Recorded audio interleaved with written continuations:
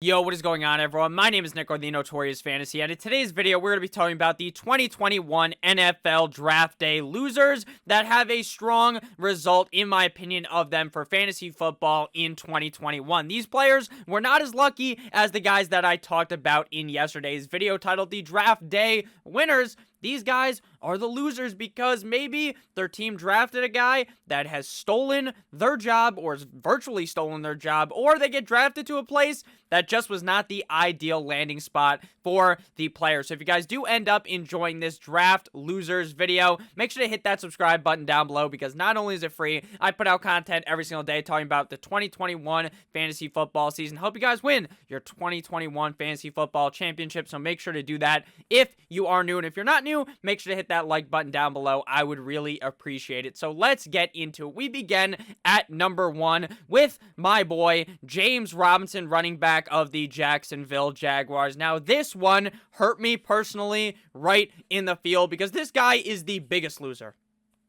And it's not because he's trying to lose some fucking weight on a television show. It's because they absolutely bent this guy over the table and inserted multiple inches of fat fucking cock directly into this guy's ass. He was, can't even comprehend what Urban Meyer was thinking. I really don't, because I understand that, hey, maybe you want to go ahead and run this cool offense where you got the two Clemson guys, Trevor Lawrence and Travis Etienne, but why are you wasting a first-round pick on a running back when you had one of the most productive running backs in the NFL last season? Undrafted running back James Robinson, a guy that I legitimately had never heard of, comes out of nowhere and gets, I'm going to read his stats real quick, 240 touches for 1,070 rushing yards. Then he has 60 targets, 49 receptions, 344 receiving yards, and 10 total touchdowns.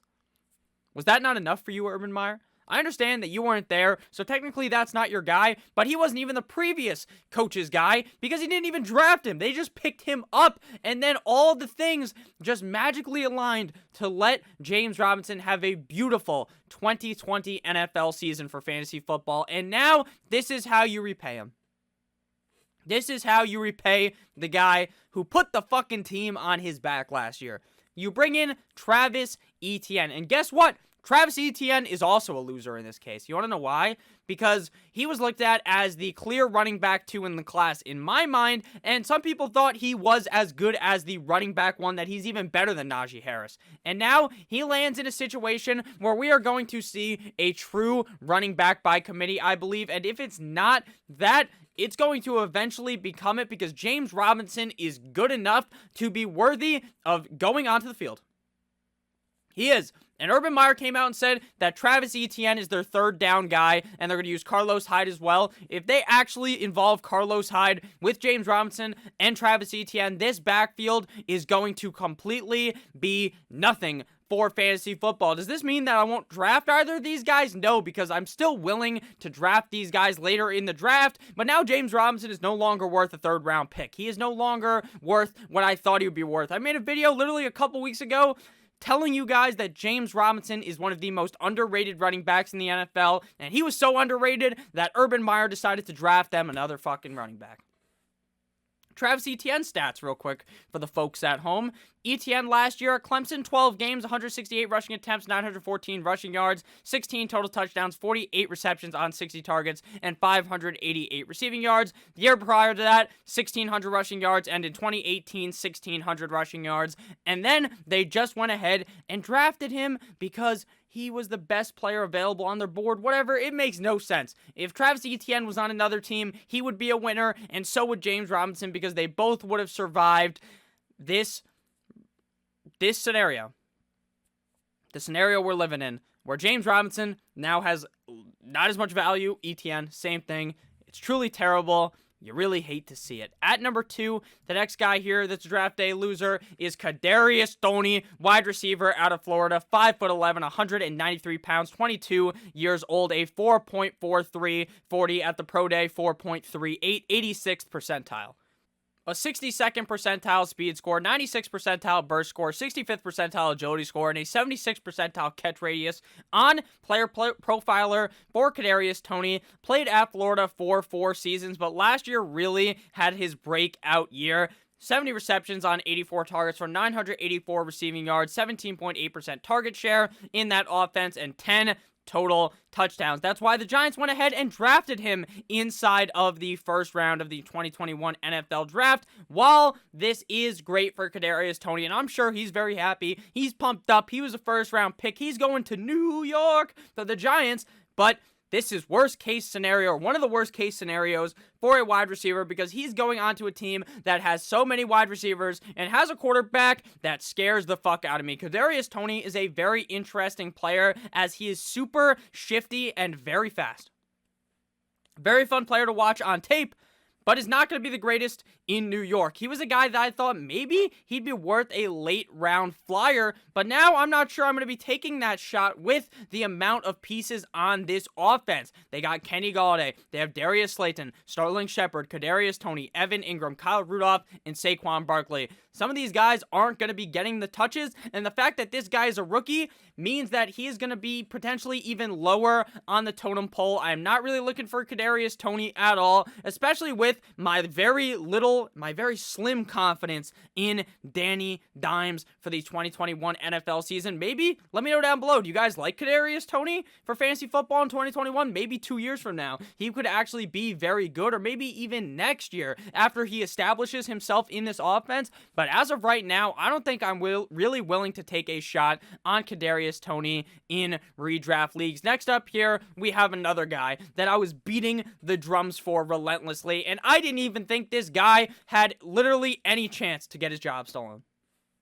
With James Robinson, there was like a 0.1% chance in my mind that his job was going to get stolen, but for Melvin Gordon, I was like, dude, fucking Phillip Lindsay is finally gone. There is no way that they end up drafting a running back, and you know what they do? They get on their cell phone, and they call up to whoever was up. I think it was Atlanta. They call him on the phone. If I'm wrong, I apologize. They call him on the phone, and then they're like, hey, we want this pick. And I'm like, oh, Denver traded up. They traded past the Dolphins. That kind of sucks, but I doubt they're going to take, Javonte Williams.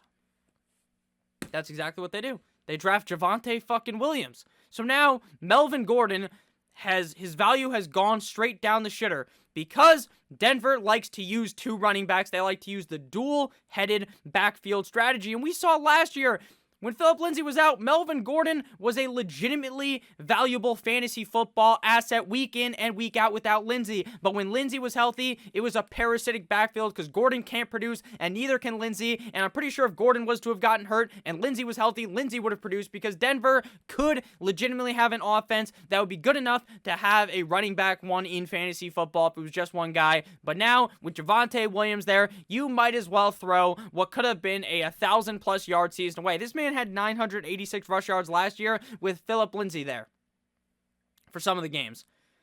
He had 44 targets, 32 receptions, 10 total fucking touchdowns.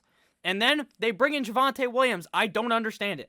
I don't understand it at all. Why did they bring in a running back? Why did they trade up to draft Javonte Williams? I don't know. It beats me.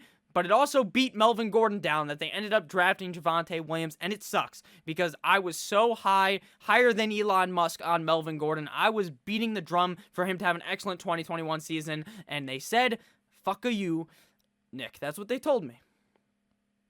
It's a tough scene out here for all of these guys. Next guy here, I think this was a great NFL pick, just like I thought with Kadarius Tony, but we're going to be talking about here Rashad Bateman, wide receiver out of It Is Cold Like Minnesota, 21.4-year-old man, goes to the Ravens. Now, the Ravens make an excellent football move by getting a wide receiver in a system that so much needs a wide receiver for Lamar Jackson, and while I think he will be good in real life, that doesn't mean he's necessarily going to be great in fantasy, because they're a rushing offense. They like to run the ball a lot. And maybe now, with Rashad Bateman, with Sammy Watkins, with Hollywood Brown, and Mark Andrews, maybe now they're like, you know what, Lamar, maybe you could air it out a little more.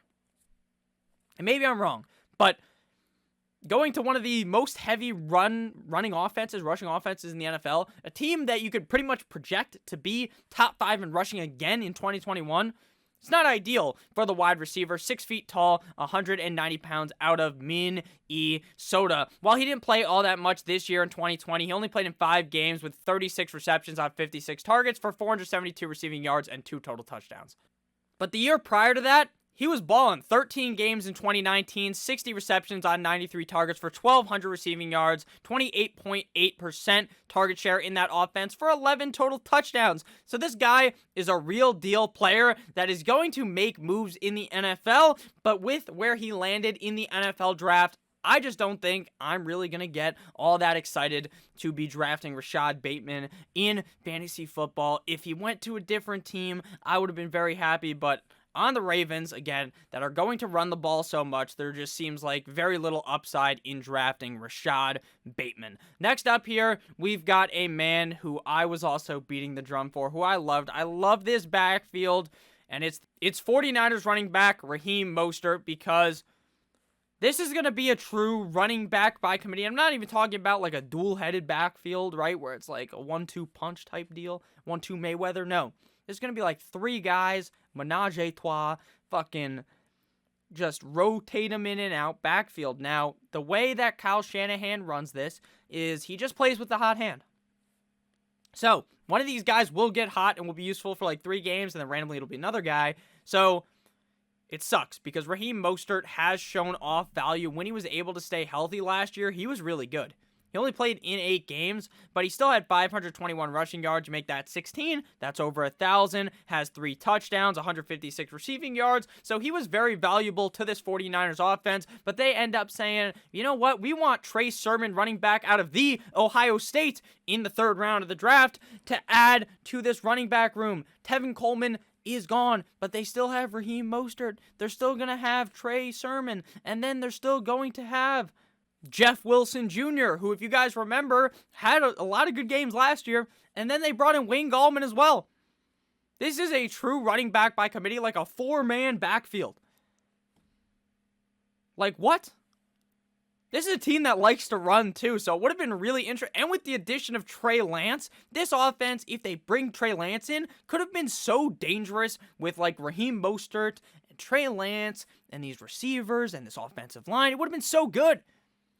But no longer. No longer can that happen. Now, I still think these guys are going to have great games, but I would have zero confidence drafting any of these guys without it being just a straight-up moonshot, because one of them is going to pan out, but which one it's going to be is going to be near impossible to figure out. I'm telling you, I would just draft whoever's going the latest. Like, I'm going to end up drafting Trey Sermon because I think he can do it at the next level, and given injuries or something, he could actually really ball out in fantasy football for 2021, but Raheem Mostert's probably going to be going the earliest, and at the ADP, I'm just not taking him. And final player to talk about is a guy whose ADP value was starting to finally take a dive after multiple years of not being the greatest, but having very much a big potential to be great in the NFL. That's Christian Kirk, wide receiver of the Arizona Cardinals. His value has been fucking slain. Just fenced up, diced up, Gordon Ramsay style, because they ended up drafting Rondale Moore in the 2nd round. Now, they brought in A.J. Green, but to me, that is legitimately no threat at all to Christian Kirk, but this move of bringing in Rondale Moore, who is such an amazing player out of college, who's so interesting to watch, and I think will be very good in this system in Arizona with Cliff Kingsbury, it just screws Christian Kirk, because Christian Kirk wasn't even, he was the wide receiver 2 in Arizona, but he was like, not a wide receiver 2 in reality, because it's like just DeAndre Hopkins, or he's just throwing it to some random people. He's throwing it to fucking Chase Edmonds. Like, now he's like 4th in the pecking order because Larry Fitzgerald's probably going to return. So what could have been a late round dart throw, what could have been a late round dart throw that could have hit, because we've seen games of Christian Kirk's career where he shows off so much talent. There was games in the middle of last season, like week 6 against Dallas, 22 points. The next week against Seattle, 20 points, then 23 points, and then it all fell apart again. I don't think you're really going to see 22, 23 points out of this guy ever again. Now, I don't think that he's a bum NFL player, but now he's been demoted from the 2 to the 3, and maybe even the 4th best wide receiver on this team, and the 4th most valued player on this team in the wide receiver core. if Larry Fitzgerald is still there, which I assume he will be. He never announced retirement. He'll be back. They'll bring him back, even if he's a free agent. I don't even remember. I think he is, because there's some speculation about him retiring. I don't think he's going to retire. And Christian Kirk, who was getting some targets, 79 targets, had a grand total of 48 receptions, 621 receiving yards last year, 6 total touchdowns. You can kiss that goodbye, Mr. Christian Kirk, because Rondell Moore is in town, and I think this guy is going to be great in the NFL and great in Arizona. So those are your draft day losers. Draft weekend losers, I should say, because, you know, there's not just one draft day. There's multiple to get all of the rounds in. So let me know down below. I just fell out of focus. I apologize. So thank you guys all so much for watching. I hope you have a great rest of your guys' day, and I'll see you beautiful bastards tomorrow with another banger of a video. Let me know again, who are your draft day losers? Maybe you like some of these guys still. Maybe you're like, you know what? I think Melvin Gordon could beat out Javonte Williams. I'm still fine with him. Let me know down below. I love you guys all. Have a great rest of your guys' day. Stay safe and have a beautiful Monday. I love you guys all. Good boy. Hope your weekend was good.